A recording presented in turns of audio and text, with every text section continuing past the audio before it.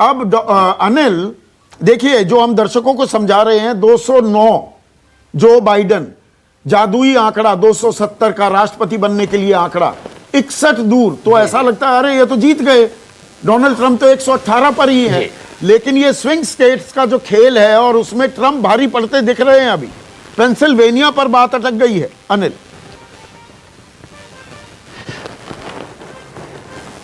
संदीप, अभी डाटा मेरे सामने खुला पड़ा है। अमेरिका का भविष्य जो तय करता है वो बैटल ग्राउंड स्टेट्स तय करते हैं। बैटल ग्राउंड स्टेट्स की गिनतियां करीब करीब 70 से 80% तक हो चुकी हैं और बैटल ग्राउंड स्टेट के जो डाटा आ रहे हैं उस डाटा में सिर्फ 3 जगह ही डेमोक्रेटिक पार्टी के कैंडिडेट का अपर हाथ है। बाकी 7 स्टेट्स में रिपब्लिकन पार्टी के कैंडिडेट मजबूत हैं। तुम कहीं से भी नहीं लग रहा है कि डोनाल्ड ट्रंप हारने की स्थिति में हैं। ये बात मैं पूरी जिम्मेवारी के साथ साफ साफ बताना चाहता हूं। ठीक है, बाकी स्विंग स्टेट्स के रिजल्ट्स आएंगे, धीरे धीरे आएंगे। संख्या उनकी इलेक्टोरल कॉलेज की कम है, वो इसमें ऐड होगा। लेकिन जो बैटल ग्राउंड स्टेट्स की फिगर हमारे सामने रखी हुई है, इस फिगर में ये बात क्लियर कट दिख रहा है कि ट्रंप आगे की ओर बढ़ रहे हैं। नहीं, पर पेंसिल्वेनिया के बिना वो 270 का आंकड़ा पार नहीं कर पाएंगे। आंकड़े गणित जो मैंने लगाया है 288 तक वो जीत सकते हैं, पर पेंसिल्वेनिया को जोड़कर पेंसिल्वेनिया की 20 हटा दे तो वो 268 पर अटक जाएंगे। ठीक, अभी भी पेंसिल्वेनिया में ट्रंप जो है 14% के मार्जिन से आगे हैं और वहां पर 90% वोट की गिनती हो चुकी है। तो यहां भी ट्रंप की स्थिति उतनी खराब नहीं है। नहीं, पेंसिल्वेनिया में पर अभी पोस्टल बैलेट अभी काउंट नहीं हुए कर सकते हैं। इसलिए मैं कह रहा हूं कि बैटल इसमें जो फिगर दिखा रहा है कि 90% तक चीजें क्लियर हो चुकी हैं। पेंसिल्वेनिया में 90% तक काउंटिंग क्लियर है और इसमें 90% क्लियर होने के बावजूद ट्रंप की जो बढ़त है वो 14% तक आगे बढ़ी हुई है। तो 14% की लीड उनकी है वहां पे। बाकी है नवादा की भी, आउटराइट आप रिजेक्ट नहीं कर सकते हैं कि पेंसिल्वेनिया का जो सीट है। हाँ बोलिए। 6 हैं, तो नवादा की भी 6 और अभी देखना होगा। ये भी स्विंग स्टेट है। अभी यहाँ पर काउंटिंग शुरू है कि टाई की बात है। संदीप, नवादा में काउंटिंग शुरू हो गई है और अभी शुरुआत है। शुरुआत हुआ है, फर्स्ट रिजल्ट आना अभी बस आने वाला है अभी। पर 6 इलेक्टोरल वोट्स हैं यहाँ पे। तो अगर नवादा भी जीतते हैं इसमें और जो अभी हम आंकड़ा लगा रहे हैं इसमें ट्रंप आगे हैं, तो फिर 268 में 6 जुड़कर 274 हो जाता है। फिर पेंसिल्वेनिया की भी जरूरत नहीं पड़ेगी डोनाल्ड ट्रंप को। तो डोनाल्ड ट्रंप क्या क्लियर कट एज लेते दिख रहे हैं? अभी जो ये रुझान आ रहे हैं, अभी स्विंग स्टेट्स के फाइनल आंकड़े नहीं आए हैं। डॉक्टर धीरज कौल मेरे साथ जुड़ गए हैं न्यूयॉर्क से। और डॉक्टर धीरज, हमने कोरोना की बड़ी बात की, लेकिन आज थोड़ी चुनाव की बात कर लेते हैं। ये जो 9% एज की बात हो रही थी, लीड है जो बाइडन की, जो ये आंकड़े आ रहे हैं, नतीजे जमा रुझान और खास स्विंग स्टेट्स में जो देखने को मिल रहा है, न्यू हैम्पशायर 4 इलेक्टोरल वोट्स और एक एरिजोना 11 इलेक्टोरल वोट्स, बाकी सब जगह डोनाल्ड ट्रंप ही आगे बढ़े हुए हैं। आयोवा, नॉर्थ कैरोलिना को छोड़ दें तो बाकी तो क्लियर ही दिख रहा है कि वो जीतने वाले हैं इन स्विंग स्टेट्स को। हाँ, नमस्कार। ये बहुत क्लोजली हम लोग इसको फॉलो कर रहे हैं और आप बिल्कुल सही बोल रहे हैं कि स्विंग स्टेट्स के अंदर पिछले 4 घंटे के अंदर पिक्चर चेंज होती दिख रही है कि अब रिपब्लिकन की डोमिनेंस वहां पे दिखाई दे रही है। और हमें ये भी देखने में आ रहा है कि कई ऐसे वोटर्स थे जो कि अनडिसाइडेड थे, उनका स्विंग अब रिपब्लिकन की तरफ इन स्टेट्स में दिख रहा है। 2-3 स्टेट्स ऐसी हैं जैसे आपने पहले मेंशन किया, जिसको अभी क्रिटिकली वॉच करना बहुत बहुत जरूरी है। और रिपब्लिकन जो वोटर्स हैं उनके लिए कहीं ना कहीं कोरोना एज एन इश्यू थोड़ा लोअर एज पे रहा एज कंपेयर टू डेमोक्रेटिक्स के लिए कोरोना और रेशियल जस्टिस प्राइमरी आप समझिए इलेक्टरल इश्यूज थे।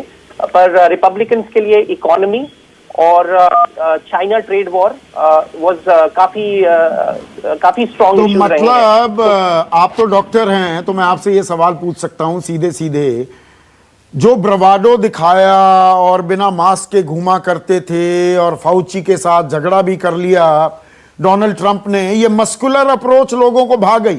मस्कुलर अप्रोच के चलते खुद कोरोना पॉजिटिव हो गए डोनाल्ड ट्रंप, पर ये अप्रोच भा गई।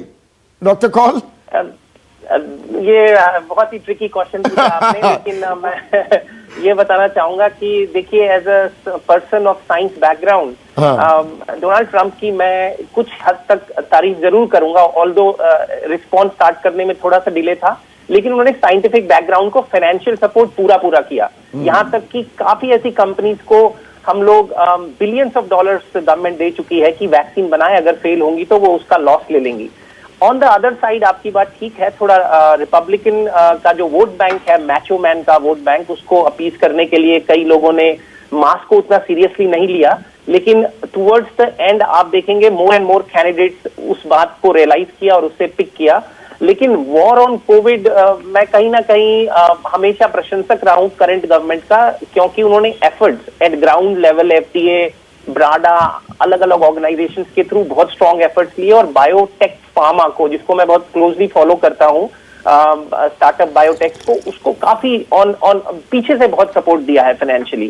तो war on corona, although democratic party के जो मूल वोटर्स हैं, वोटर बैंक, उसमें एक बड़ा सबसे महत्वपूर्ण पॉलिटिकल इश्यू नंबर 2 और 3 पे था, रिपब्लिकन के लिए वो नंबर 4, 5, 6 पे था। तो ये देखने में और पोलस्टर्स एक बार फिर गलत साबित हो रहे हैं, नब्ज नहीं पकड़ पाए। अमेरिकी जनता की 9% की लीड बता रहे थे जो बाइडेन की। हाँ, ये पिछली बारी भी अगर आप फॉलो कर रहे थे, जो आपने देखा था, पिछली बारी भी एट द एंड चीजें रिवर्स होती दिखने लगी थी। और स्विंग स्टेट्स जो कि आप देख रहे हैं, फ्लोरिडा एक बहुत ही की स्टेट, और पेंसिल्वेनिया, और पेंसिल्वेनिया के लिए ये जानना बहुत जरूरी है कि जो ऑयल वॉर अभी चल रहा है, क्योंकि इलेक्ट्रॉनिक व्हीकल्स आ रहे हैं, कोरोना की वजह से इकोनॉमी ठप हो गई, तो ऑयल की डिमांड कम हो गई है और प्राइस सडनली क्रैश हो गई, तो जो फ्रैकिंग की इंडस्ट्री है उसके ऊपर बहुत बड़ा इम्पैक्ट पड़ा है। और फ्रैकिंग को अगर जो बाइडेन ने बोला था पहले बैन करेंगे, तो इस वजह से पेंसिल्वेनिया और कई और जगह की जो स्विंग स्टेट्स है, वहां के एम्प्लॉयमेंट के ऊपर काफी तेज फर्क पड़ने वाला था, और शायद वो वोटर्स ऐसे हैं जो स्विंग होते हुए हमें दिख रहे हैं। ठीक है मनीष, क्या पोस्टल बैलेट भी अभी प्ले में आने वाले हैं? आपने जैसा पहले बताया था, जो बाइडेन को पोस्टल बैलेट ज्यादा मिलेंगे।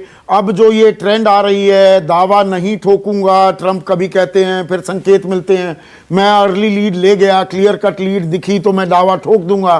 तो ये पोस्टल बैलेट कितना प्ले में आएंगे अभी? पोस्टल बैलेट्स सिर्फ एक स्टेट में, मेरे हिसाब से एक स्टेट में, पेंसिल्वेनिया में आएंगे।